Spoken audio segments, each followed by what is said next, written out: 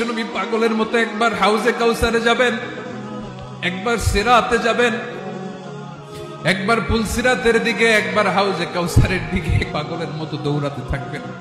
তার কোন গুনাহগার উম্মত যাতে জাহান্নামে ঢুকে না যায়, সেদিন কেউ সুপারিশ করতে পারবে না বিশ্বনবী ছাড়া। এজন্য 5 নম্বর আল্লাহ বললেন, মান যাল্লাযী ইয়াশফাউ ইনদাহু ইল্লা বিইযনিহি। কার সাহস আছে, কার এত বড় বুকের পাটা কিয়ামতের কঠিন দিন আল্লাহর সামনে দাঁড়িয়ে সুপারিশ করবে?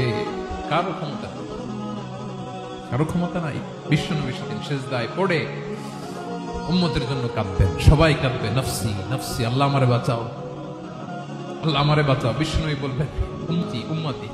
বিশ্বনবী আমার জন্য কাঁদবেন, আপনার জন্য কাঁদবেন, আমাদের জন্য সেদিন কেঁদে কেঁদে জাহান্নামের দরজায় দাঁড়িয়ে আমাদেরকে টেনে টেনে জান্নাতে ঢুকাবেন।